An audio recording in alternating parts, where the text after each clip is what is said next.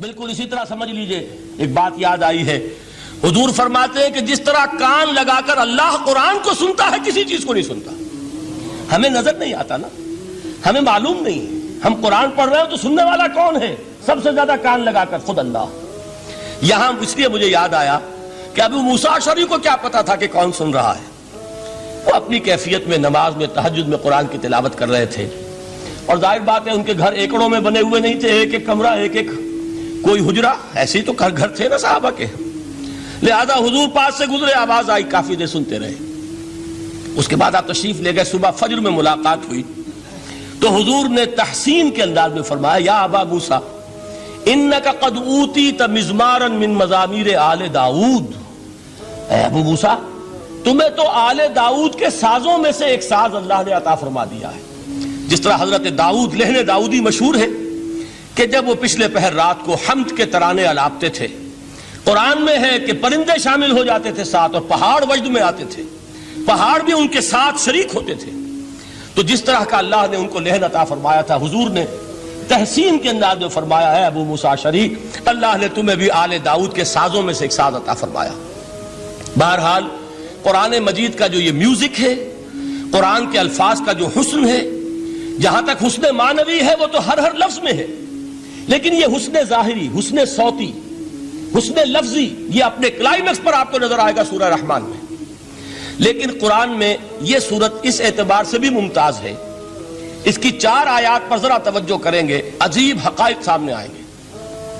جہاں یہ قرآن مجید کے حسن صوت اور حسن لفظی کی معراج ہے، وہیں اس کی پہلی 4 آیات میں 4 چوٹی کی چیزوں کا ذکر ہے، سب سے اونچی چیزیں. پہلی آیت کیا ہے؟ الرحمن. ایک آیت ہو گئی. رحمان کیا ہے؟ اللہ کا نام ہے. کبھی آپ نے غور کیا اللہ کے ناموں میں سب سے پیارا نام کون سا ہوگا؟ رحمان. کیوں؟ اس کا مادہ کیا ہے؟ رحمت. ہمیں سب سے بڑھ کر جس چیز کی ضرورت ہے وہ کیا ہے؟ رحمت خدا بندی. نام اچھی طرح سن لیجئے اس حضور کے قول کو. حضور فرماتے کوئی شخص جنت میں مجرد اپنے عمل کی بنیاد پر داخل نہیں ہو سکے گا جب تک کہ رحمت خداوندی دستگیری نہ کرے. کسی صحابی نے بڑی ہمت اور جرأت کا ثبوت دیا کہ پوچھ لیا، کیا حضور آپ بھی؟ جب آپ نے فرمایا کوئی شخص داخل نہیں ہو سکتا جنت میں محض اپنے عمل کی بنیاد پر جب تک کہ رحمت خداوندی جو ہے وہ دستگیری نہ فرمائے. پوچھا گیا کیا آپ بھی؟ آپ نے فرمایا ہاں میں بھی. آپ اندازہ کیجئے کہ اگر محمد الرسول اللہ بھی رحمت خداوندی کے ضرورت مند ہوں تو تاب دیگراں چہ رسد، ہماری تو سب سے بڑی ضرورت رحمت خداوندی ہے.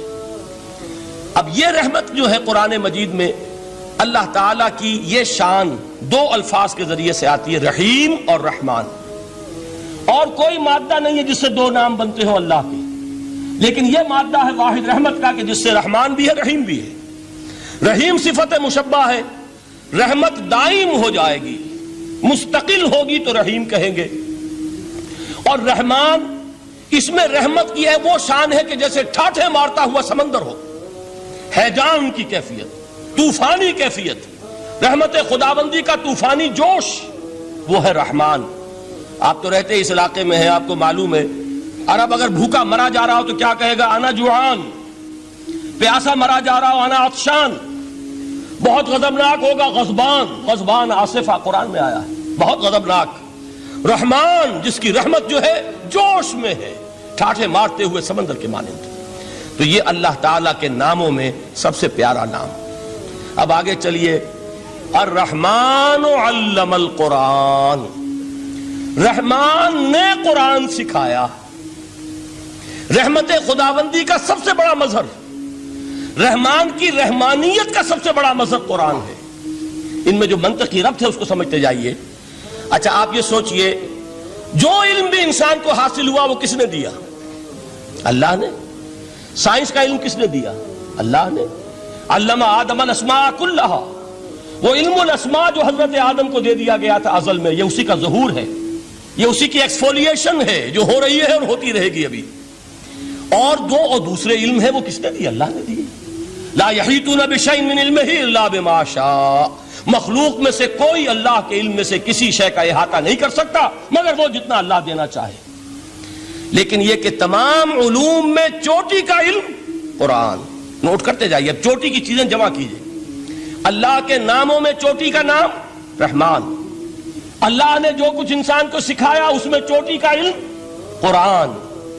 خلق الانسان، انسان کو پیدا فرمایا. سوال یہ کہ حیوانات کو کس نے پیدا فرمایا؟ آسمان کس نے پیدا کیے؟ زمین کس نے پیدا کی؟ فرشتے کس نے پیدا کیے؟ کیا مطلب خلق الانسان؟ اس کی تمام مخلوقات میں اس کا کلائمیکس، اس کی تخلیق کی معراج، اس کے تخلیق کا نقطہ عروج انسان ہے. یہ ہے کہ جو مسجود ملائک بنا ہے. وَلَقَدْ كَرَّمْنَا بَنِي آدَمَ وَحَمَلْنَاهُمْ فِي الْبَرِّ وَالْبَحْرِ وَرَزَقْنَاهُمْ مِنَ الطَّيِّبَاتِ وَفَضَّلْنَاهُمْ عَلَى كَثِيرٍ مِّمَّنْ خَلَقْنَا تَفْضِيلًا.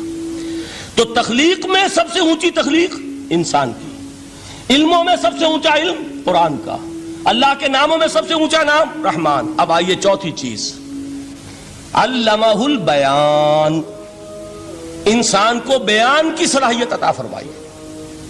کیا اور کوئی صلاحیت عطا نہیں کی؟ بینائی کس نے دی؟ اللہ نے. اسی طریقے سے سماعت کس نے عطا فرمائی؟ اللہ نے. کتنی فیکلٹیز ہیں، کتنے ایکسٹرنل آرگنز ہیں سینس کے، کتنے انٹرنل سینسز ہیں جو اللہ نے دیے ہیں. لیکن یہاں بھی سمجھ لیجئے جتنی فیکلٹیز ہیں ہیومن فیکلٹیز، ان میں ٹاپ کی فیکلٹی جو ہے وہ اسپیچ ہے، کلام ہے، بیان ہے. جن لوگوں نے میڈیکل سائنس کا مطالعہ کیا ہے وہ جانتے ہیں کہ یہ برین ہے، ہیومن برین، اس برین میں جو وہ اوپر ایک زرد سا مادہ ہوتا ہے، گرے میٹر، اس کی ایک کوٹنگ ہوتی ہے. یہ ہائیسٹ ایوالوڈ فارم ہے اور اس میں سب سے بڑا رقبہ جو ہے وہ اسپیچ سینٹر کہلاتا ہے. اسی لیے انسان کو حیوان ناطق کہتے ہیں. حیوان کے اور انسان کے مابین امتیاز قائم کیا گیا، نطق، گویائی، بولنا. اب یہ کیا چیز ہوئی؟ انسان کی صلاحیتوں میں سے سب سے اونچی صلاحیت. 4 آیتیں ہو گئی نا. اللہ کے ناموں میں سب سے چوٹی کا نام رحمان. اس نے جو علوم پیدا کیے ان میں چوٹی کا علم قرآن. اس نے جو مخلوقات پیدا فرمائی ان میں چوٹی کی مخلوق انسان. انسان کو جو صلاحیتیں اور استعدادات عطا فرمائی ان میں چوٹی کی استعداد بیان. جمع کیجئے، نتیجہ کیا نکلے گا؟ وہ نتیجہ ایک حدیث نبوی کی شکل میں سامنے آتا ہے. پہلی حدیث میں نے یہی پڑھی تھی. اس کے راوی کون ہے؟ عثمان ابن عفان. میں حیران ہوتا ہوں وہ قافیہ یہاں بھی موجود ہے. رحمان، قرآن، بیان، انسان، عثمان، عفان. باپ کا نام بھی اسی وزن پر ہے، عثمان ابن عفان. عن عثمان ابن عفان رضی اللہ تعالی عنہ قال قال رسول اللہ صلی اللہ علیہ وسلم. حضرت عثمان شہید مظلوم ذو النورین رضی اللہ تعالی عنہ فرماتے ہیں کہ اللہ کے رسول صلی اللہ علیہ وسلم نے فرمایا خیرکم من تعلم القرآن وعلمہ. تم میں سے بہترین لوگ وہ ہیں جو قرآن سیکھیں اور سکھائیں.